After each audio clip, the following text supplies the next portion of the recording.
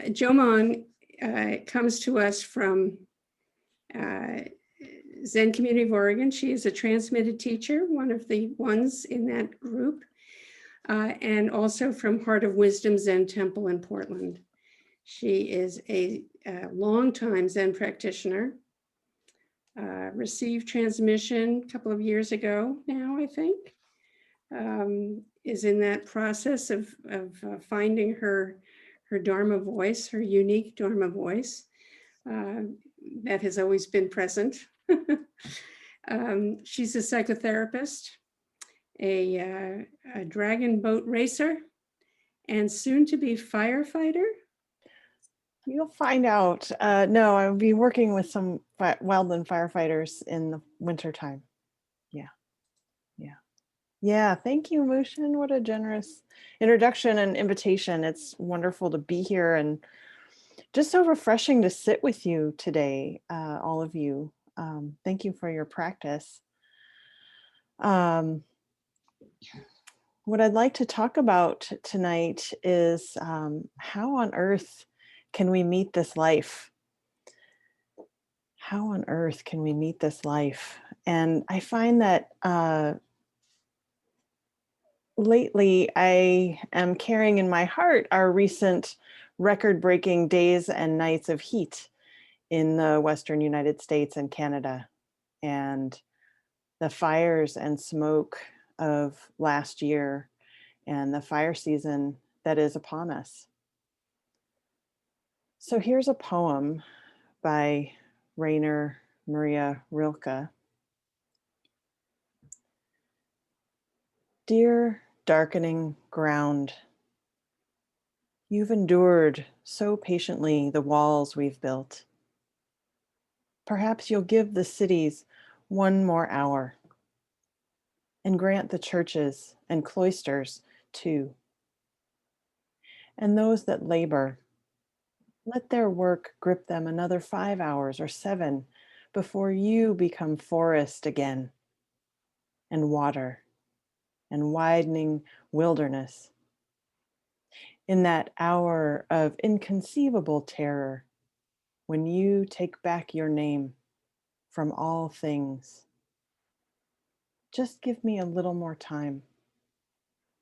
I want to love the things as no one has thought to love them until they're worthy of you and real.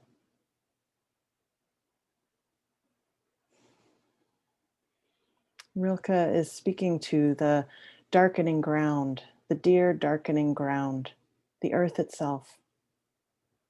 And we can also hear this as the ground of our being, our own being right here, right now.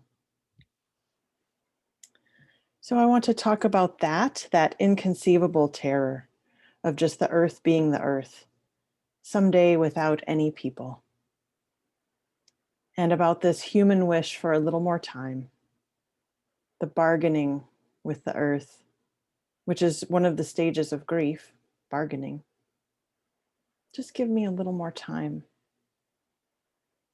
I want to talk about how to love the things as no one has thought to love them, and how with practice we can love like a bodhisattva, like Jizo Bodhisattva, the protector of all that is born from the earth. And I'd like to share about an exemplar of that in real life. So that's a lot for a talk.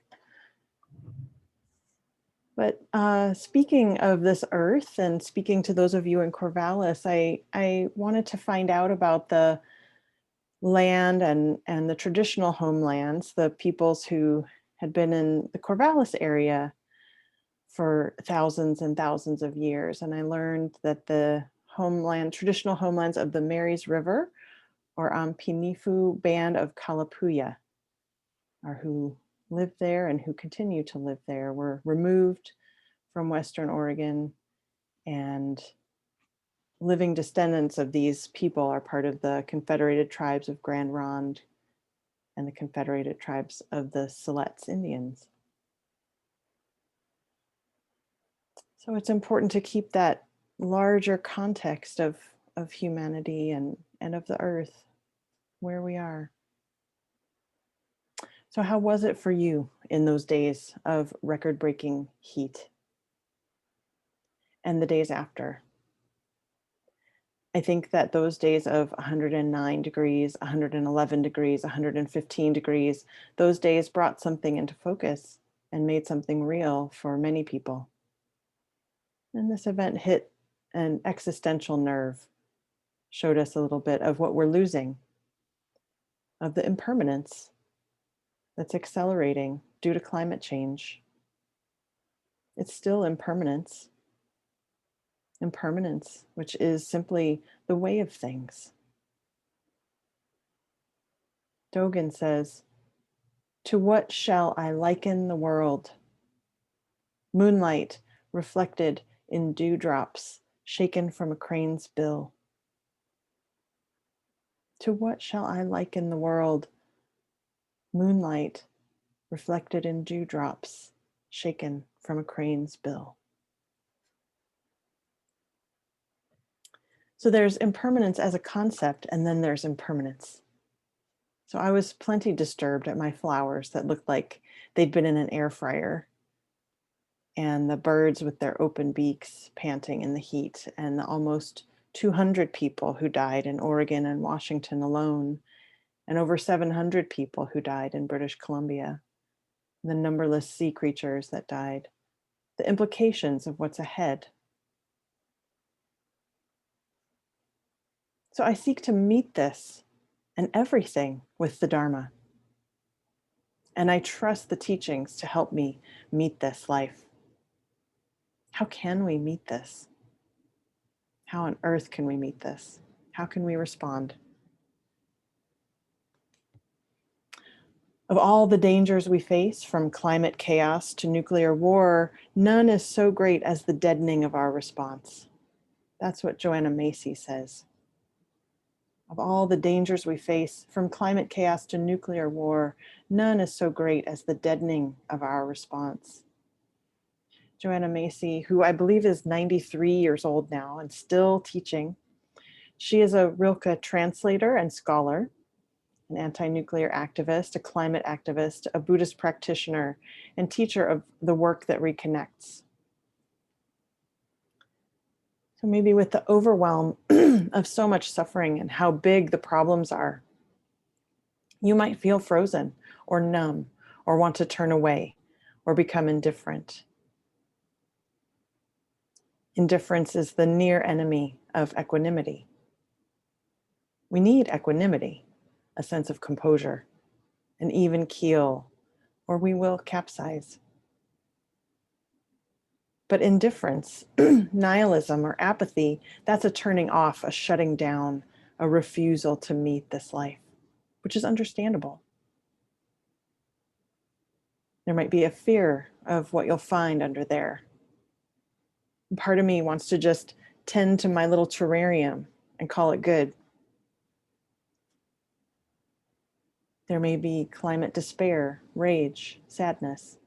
But that's not what Joanna Macy says is dangerous at all, quite the contrary. In her earliest work with activists, they thought people just didn't care. So they try to scare them into participation or guilt them. And there can be more than a little self-righteousness trying to get people to change or being attached to an outcome. But it only drove people deeper into this glazed over frozenness, which we call apathy. And Joanna Macy looked into the origin of that word and found that it comes from the Greek apatheia. Patheia means to suffer, and the A is the negative. So it's the choosing not to suffer, the inability to suffer, the refusal to suffer. She realized that what was needed was the invitation to just feel the suffering, to turn toward it, just like we turn towards everything in this practice, to let it flow, to let it move through despair, sadness, rage. Just let the heart break. Because it turns out it's just a feeling. And like everything, like absolutely everything, including this earth, it's impermanent.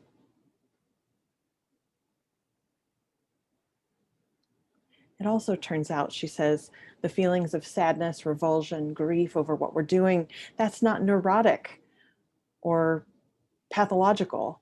It's wholesome. It's healthy. She says, our pain for the world is simply one side of the coin, and the other side is our love for the world. They co-arise. The Buddha's teachings put pain and suffering front and center. The Buddha devoted his life to understanding this aspect of existence. This is the stance we take, facing it squarely, approaching it with curiosity, taking it apart to see how it works, dismantling it entirely. Some important pieces of the puzzle we call the three poisons: greed, anger, and ignorance. In what's called the Buddha's fire sermon, he encounters a group of ascetics, the Jatilas, who, it said, worship fire. So the Buddha always met whoever he was teaching right where they are. So he used the metaphor of fire. In the fire sermon, it says, the Blessed One, seeing that the Jatilas of Nadi and Gaya, who had practiced severe austerities and worshipped fire, were now come to him, preached a sermon on fire and said, everything, O Jatilas, is burning. The eye is burning. All the senses are burning. Thoughts are burning. They are burning with the fire of lust. There is anger and there is ignorance. There is hatred, and as long as the fire finds flammable things upon which it can feed, so long it will burn, and there will be birth and death, decay, grief, lamentation, suffering, despair, and sorrow. Considering this, a disciple of the Dharma will see the Four Noble Truths and walk in the Eightfold Path of holiness. He will become wary of his eye, wary of all his senses, wary of his thoughts. He will divest himself of passion and become free. He will be delivered from selfishness and attain the blessed state of nirvana. So our senses are burning with greed, anger, and ignorance. And it doesn't take long to see this. It's obvious. This is the root of suffering. It's in all of us. The Buddha also taught about the roots of suffering in the four foundations of mindfulness. The third foundation is mindfulness of mind, awareness of our mind states, to know down to the roots, the wholesome and unwholesome roots of mind. The Buddha said, here, there is no fire like lust, no grip like anger, and no net like delusion. Really beautiful ways of speaking to greed, anger, and ignorance. But I love how Thai teacher Buddhadasa describes the three poisons. He describes them as pulling in, pushing away, and running around in circles. Pulling in, pushing away, running around in circles. So the house or land of our mind might be filled with smoke and therefore hard to see where it's coming from. Where is the fire? But indeed, where there's smoke, there's fire. And we can find the origins of this suffering and understand, how does it work? That is a deeply important question. In fact, please think back to why you started meditating in the first place, why you sought out a practice community in the first place. Maybe you took a mindfulness class even. Why did you do that? Was it because everything was going so awesome and you just wanted to sit with your mind for 30 minutes at a time? No, probably not. You might have been suffering. I know I was. I think we're probably all here because we were suffering. And you chose not to numb out. You may have already tried all those ways to do that and it didn't work, or it made things worse. We've all tried pulling in, pushing away, and running around in circles already. So we come here to acknowledge our suffering, to learn how to sit with it, to learn how to trace it down to the roots. With the help of a teacher, with the help of a community to hold you as you do this important work. To question our thoughts and feelings. What is wholesome? What is unwholesome? What is true? And untangle these human habits we all share. We all share these habits. We all want to be comfortable. We find another way to be with our discomfort, with our suffering, with our overwhelm that's different from pulling in, pushing away, or running around in circles. We sit down, we pay attention, we settle into the ground of our being, aligning with the laws of nature. We realize that we are nature, we are impermanent, and that continuous flow of change. Our bodies are made and remade with food from the earth, calcium minerals that have been the bones of how many beings.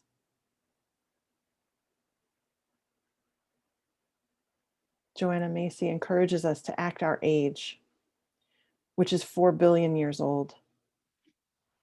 We could act with real dignity.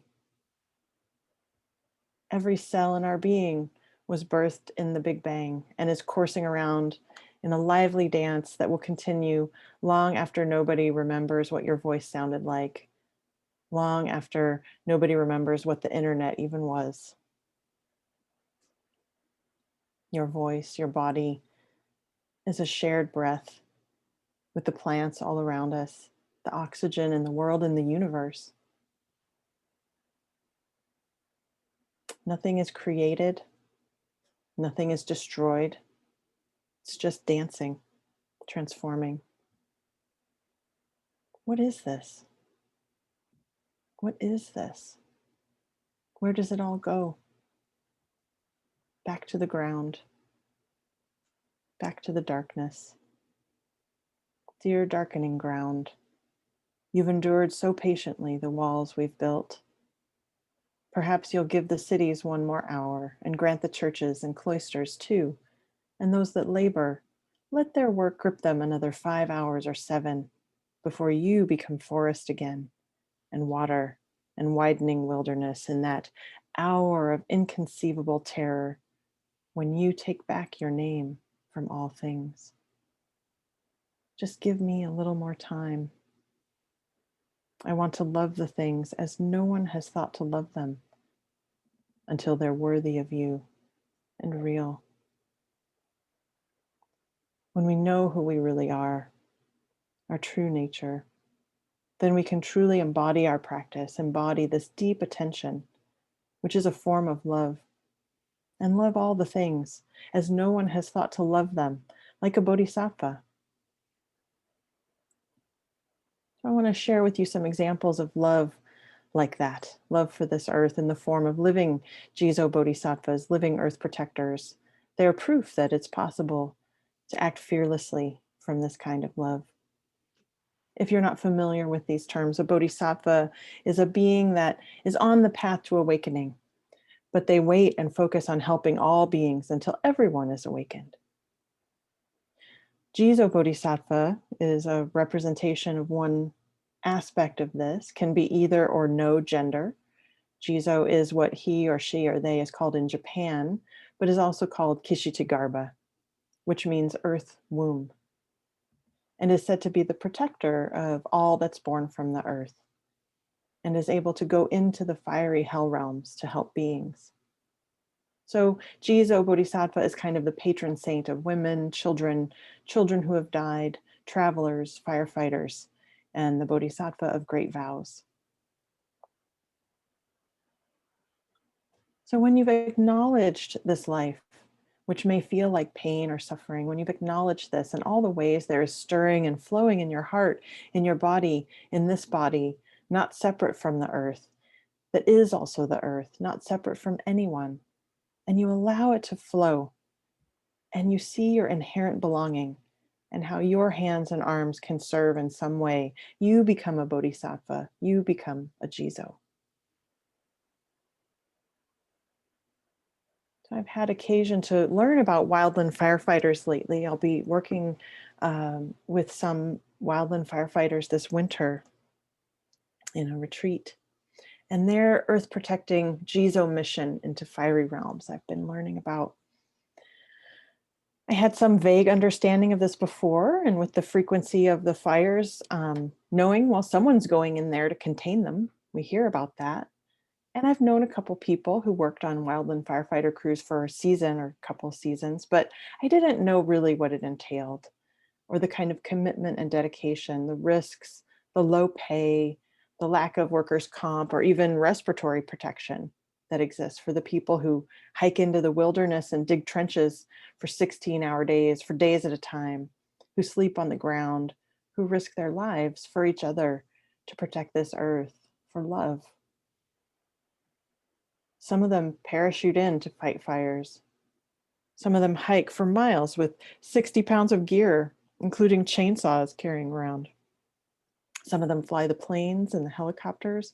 That's also very dangerous. Some of them take care of the firefighters by running commissaries to try to make their lives a little more comfortable. There's a whole network of support around these firefighters. So many people. So that's something that Vicki Miner did. Starting in the late 1980s, she is another exemplar of a GIZO in action in real life. She started out contracting with the Forest Service to provide commissary items to wildland firefighters and grew to know and love the firefighter communities. She was a witness to the devastation, not just to the land, but to the firefighters and their families as their lives were lost, and she witnessed the difficulty of that life. There was a particularly devastating fire in 1994, the South Canyon Fire on Storm King Mountain near Glenwood Springs, Colorado, July 6, 1994. It's sometimes referred to as the Storm King Fire. 14 wildland firefighters were killed in that fire. And so Vicki Miner decided to sell t-shirts as a fundraiser to help take care of the families of these fallen firefighters. And they raised over $100,000 for them. So they enlisted the help of a nonprofit to help them distribute these funds. And a year or so later, she checked back with the nonprofit to hear how the funds had helped the firefighters' families. And she learned that most of that money had gone towards the administration. And she was devastated. But she also became determined. Determination is one of GIZO's attributes, that and fearlessness. So she started the Wildland Firefighter Foundation in her house in Boise, Idaho in 1997. This foundation helps wildland firefighters in not just the United States, but all over the world. It helps them get through if they're injured and can't work and need resources. It helps the families pay rent or mortgages if there's a death or injury to the firefighter whose income a family depends upon. Because the foundation is run privately, they can do things like pay to get a wedding ring out of hock so that a widowed spouse can keep that connection to their loved one.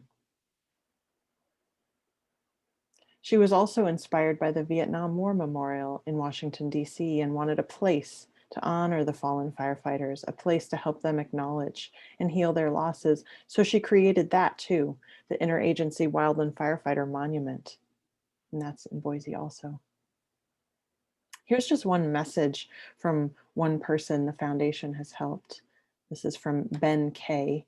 He says, "My girlfriend had a smoke jumping accident in New Mexico, resulting in multiple broken bones. The Wildland Firefighter Foundation contacted us immediately after Sarah's accident and offered assistance of every kind. They assured us that they would make sure Sarah was receiving the best care possible, and they followed up on it. They also offered financial assistance and assured us, knowing that they were there and knowing that we did not have to worry about financial issues was a big relief. They took care of problems before they became an issue. They guided us through our misfortune. Their level of involvement was beyond professional. They helped at the appropriate times with useful information and support. They helped me as an employee with my absence from work and guided my employers on how to effectively support me. It is very obvious that they have helped other families in times of need, and they do their job well. I cannot thank them enough." So that's so inspiring, isn't it? When we see someone, when we meet another person, when we see a situation and allow our heart to be touched or even broken, to meet the pain of a situation like this and to transform it into wisdom and compassion, to meet this life and be so much larger than our small self, to be the earth, to be the sky, to be compassion. We too can love in this way, to allow our hearts to act from exactly where we are, our own situation, our unique background, our strengths, our weaknesses, our voice, just doing our part, taking one step. So here's another Rilke poem to close. I believe in all that has never yet been spoken. I want to free what waits within me, so that what no one has dared to wish for may for once spring clear without my contriving. If this is arrogant, God forgive me, but this is what I need to say.